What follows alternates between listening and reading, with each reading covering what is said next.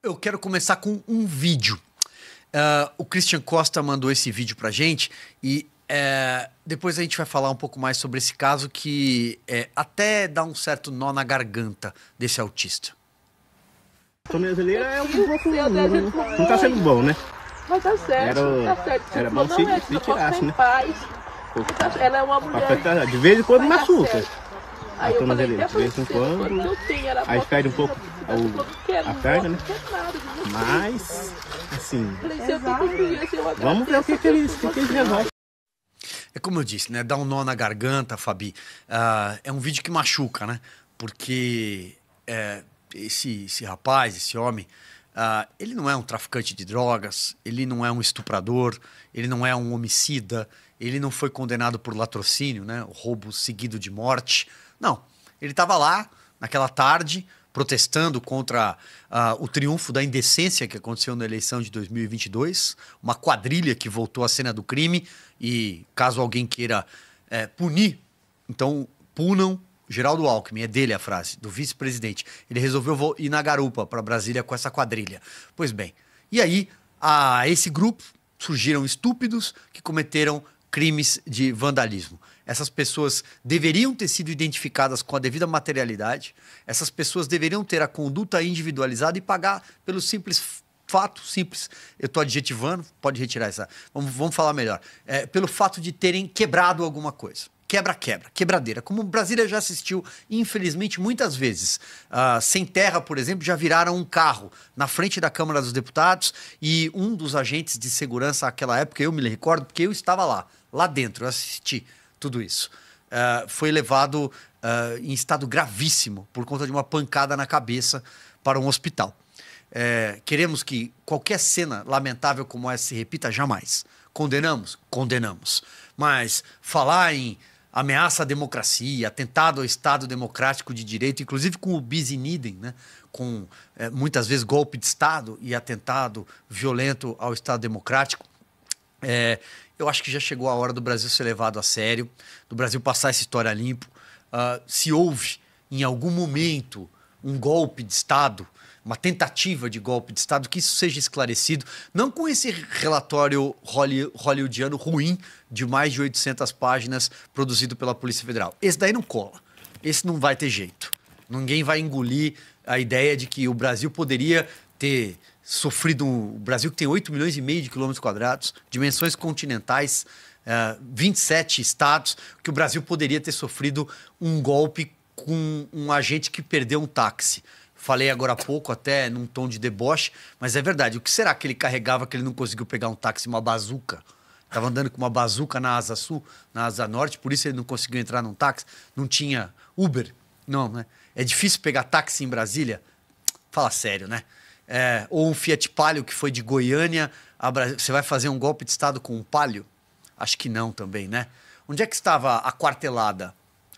O Brasil já assistiu a golpes. Eu vou repetir um comentário que fiz no S Sem Filtro agora há pouco. E golpes militares. Depois de golpes militares, nunca o que resta, eles nunca derivam em democracia.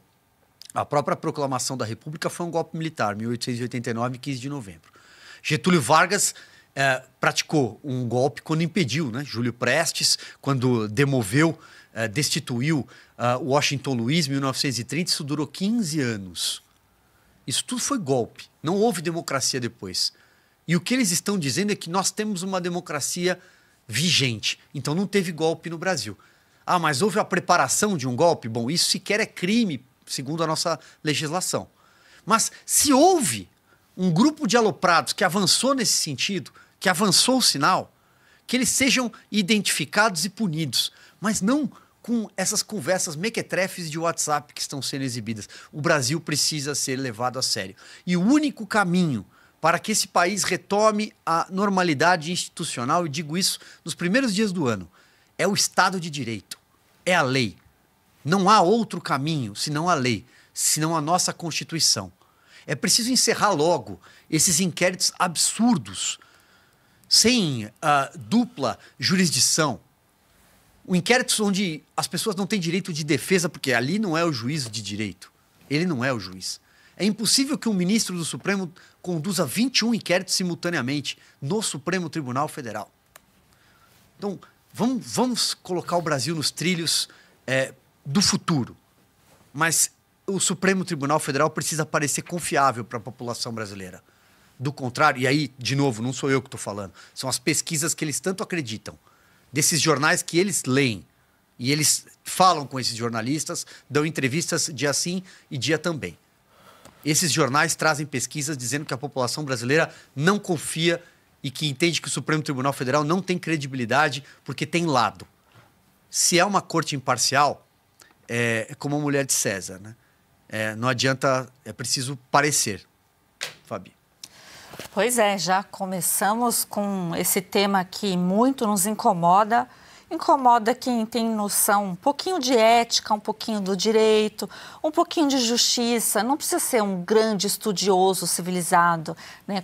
Como, por exemplo, o nosso presidente do Supremo, o ministro Barroso, que se acha muito civilizado, mas faz vista grossa e participa, né? Eu diria que ele é partícipe de tudo isso que vem ocorrendo no Brasil. Essa capa da Oeste, mais uma vez, histórica, choca pela realidade, não é mesmo? Porque você jamais vai ver isso retratado numa Globo, numa outra mídia, né? Numa CNN da vida, não vão dizer sobre isso, ao contrário, né? Eles estão insistindo na narrativa tosca que ninguém acredita, porque todo mundo que pensa um pouquinho consegue aí saber o que ocorreu de fato lá, né, no dia 8, que foi essa tese de crime multitudinário, né, que o ministro Alexandre de Moraes inventou para colocar essas pessoas sem individualização de conduta, é completamente...